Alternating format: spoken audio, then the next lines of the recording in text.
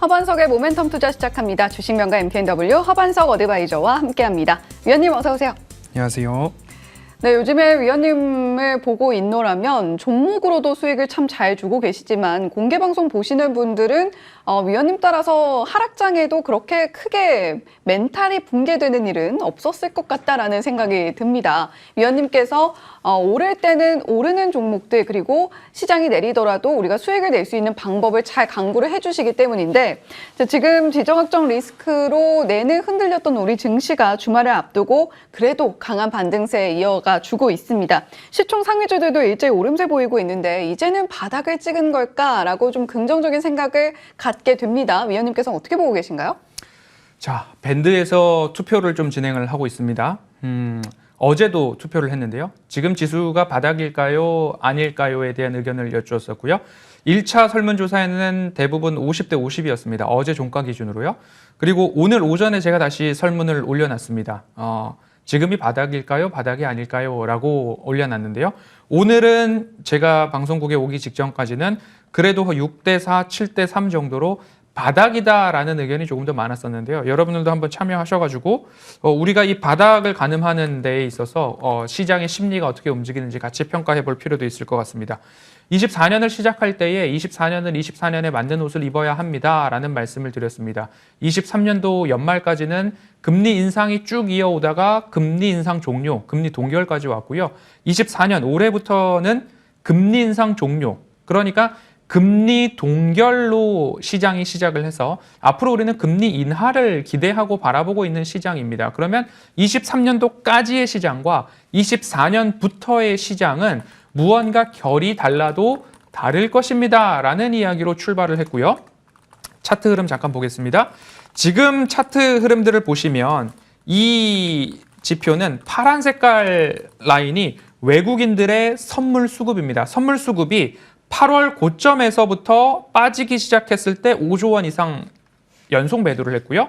그리고 나서 9월 고점에서도 마찬가지로 선물 수급이 빠지면서 5조 6천억 원가량의 매도가 나왔습니다.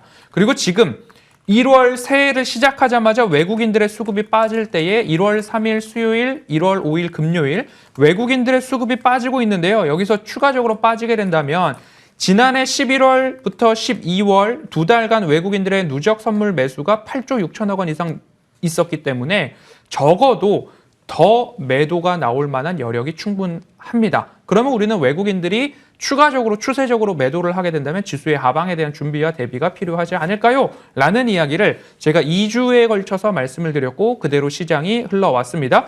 지금 같은 상황에서는 24년 1월 1일부터 시작을 해서 지금 다시 한번 본다면 이렇게 내려왔습니다. 약 5조 5천억 원, 오늘도 2천억 원 이상의 매도가 조금 나오고 있는 상황인데요. 사실은 12거래일 만에 외국인들의 선물 수급은요, 매수로 돌아섰었습니다. 하지만 오늘 매도를 하고 있지만 현물에서 외국인들의 저가 매수를 하고 있는 것 아닌가 이렇게 좀 보시면 좋을 것 같고요. 시장의 가장 큰 하락의 주된 원인은 연준 위원들, 페드 위원들 하고요. ECB 유럽 중앙은행 위원들은 3월 금리 인하 및 올해 금리 인하에 대한 가능성이 시장에 너무 과도하게 반영되어 있다. 시장은 6에서 7회 연내 금리 인하를 예상하고 기대하면서 그것을 가격에 반영시켜서 주가를 올렸는데 연준, ECB 위원들 같은 경우에는 페드와 ECB 모든 위원들이 하나같이 발언하는 내용은 뭐냐?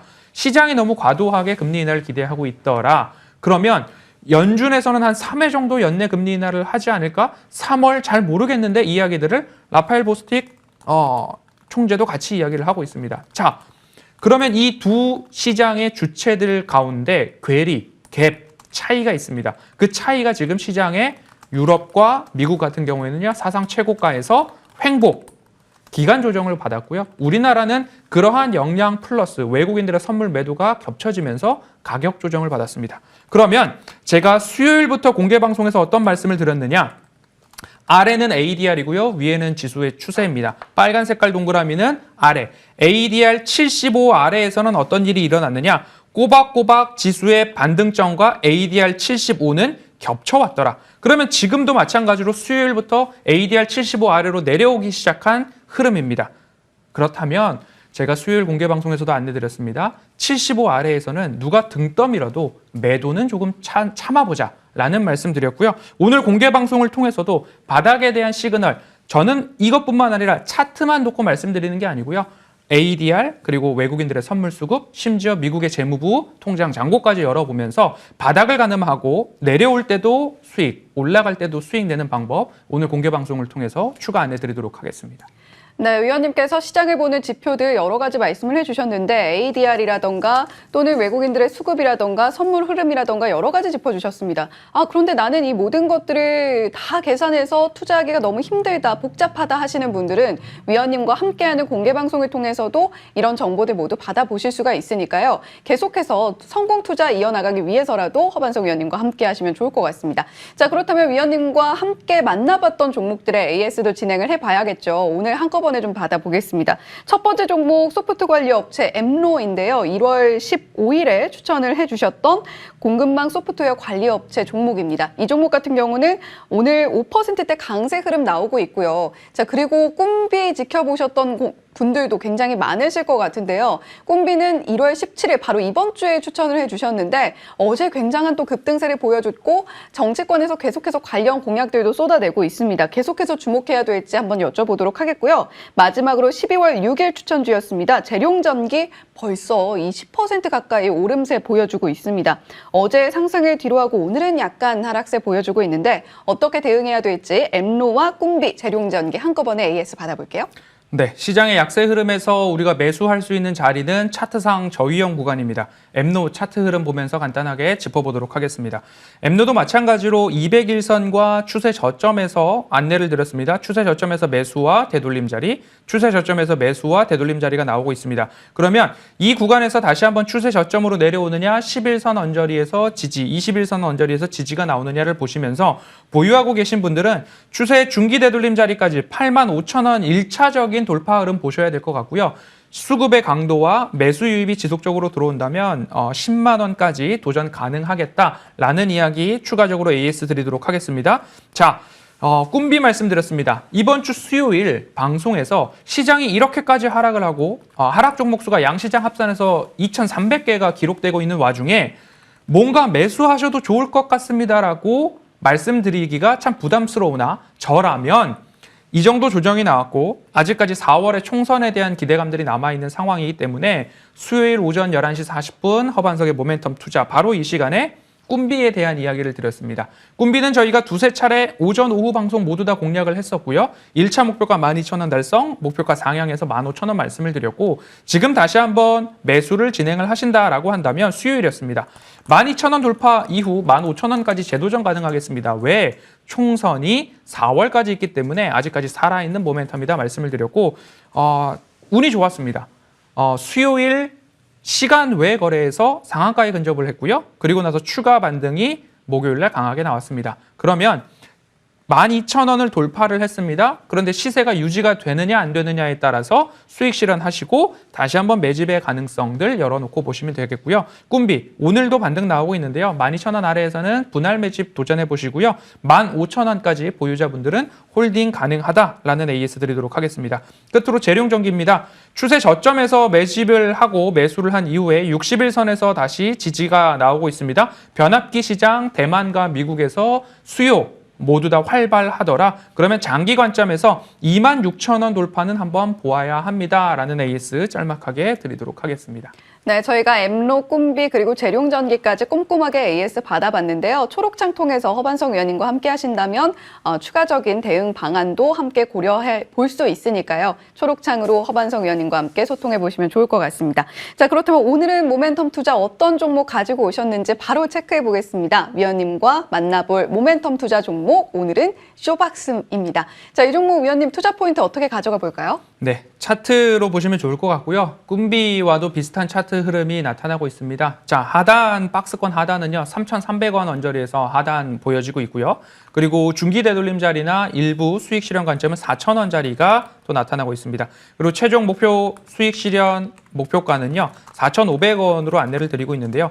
자, 쇼박스 최근에 강한 추세 유지와 반등의 흐름들이 잘 나타나고 있습니다. 이 반등이 어디서부터 시작되는 걸까 한번 생각을 해보니까요. 쇼박스 2월 달에 쇼박스가 공급하고 배급하고 있는 파묘라는 영화의 개봉이 앞두고 있습니다. 최민식, 김고은, 유해진, 이도현 이런 걸출한 배우들이 파묘라는 영화에 출연을 하고 그 파묘가 개봉을 앞두고 있는 상황인데요. 베를린 영화제에 상업 영화들이 그렇게 자주 초청받는 것은 아닌데 상업 영화에서는 뭐 만추나 설국열차 이런 영화들이 베를린 영화제에 초청이 되었었습니다.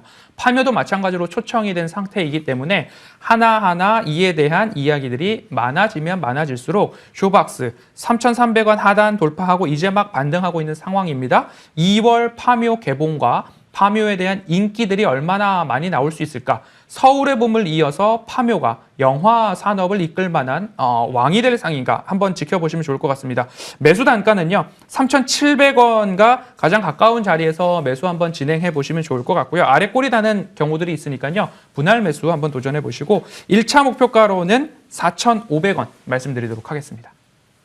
네, 쇼박스 지금 극장가가 서서히 꿈틀대고 있습니다. 파묘 영화와 관련해서 우리가 한번 지켜볼 만한 종목이다라고 이야기해 주셨고요. 매수가는 3,700원 제시를 해주셨고 손절 라인은 3,400원으로 짧게 잡아보시면서 목표가는 4,500원까지 바라보시면 좋을 것 같습니다. 자, 위원님 그리고 오늘 방송 직후죠. 12시부터 온라인 공개 방송 진행하시잖아요. 그렇습니다. 수요일 날 여러분들께 이렇게 말씀드렸습니다. ADR 75 아래에서는 누가 조금 떠밀더라도 힘들더라도 조금은 참아보시면 좋겠습니다. 그와 더불어서 ADR이 130을 넘었음에도 불구하고 우리 증시가 12월 추가 상승이 나왔습니다. 그러면 뭔가 오버슈팅에 대한 가능성을 열어놓을 수 있지 않을까. 하지만 외국인들의 선물 누적 매수가 11월, 12월 8조 6천억까지 올라왔는데 이것도 너무 과하다. 오버슈팅이다. 그러면 고점에서 더 갈 수 있습니다. 더 올라갈 겁니다. 여기서도 올라타야 됩니다. 라는 시황을 전해주는 곳과 하지만 여기서는 주의가 필요한 것 같습니다. 그런 이야기를 주는 곳, 두 시황이 워낙 극명하게 달랐습니다. 저 같은 경우에는 조심하자. 그러면 내려올 때도 수익을 낼 수 있는 인버스에 대한 위험 회피, 해지 모두 다 말씀드렸고 SK 하이닉스에 대한 일부 수익 실현과 인버스 해지에 대한 시장 대응이 명확하게 적중을 했습니다. 그렇게 할 때에 내 계좌의 전체 수익률이 시장이 내려올 때도 유지가 되거나 오히려 플러스가 날 수 있었다. 그럼 지금 이 자리에서 방향 전환에 대한 이 시점에서 우리는 어떻게 투자해야 할 것인가? 그 부분에 대해서 이제 연초부터 지금까지 하락에 대한 이야기 했으니까요. 이제부터는 새로운 이야기, 어떤 기준으로 살펴볼 수 있을까? 참여해 보시면 좋겠습니다. 네, 시장이 오를 때도 내릴 때도 수익을 주고 계신 허반석 위원님과 함께 할 수 있는 방법 초록창 밴드를 통해서 가능하고요. 오늘 이슈앤뷰 마치고 12시부터 공개 방송도 함께 해보시면 좋을 것 같습니다. 자, 지금까지 주식명가 MTNW 허반석 어드바이저와 함께 했고요. 이슈앤뷰도 여기서 인사드리겠습니다. 시청해주신 여러분 고맙습니다.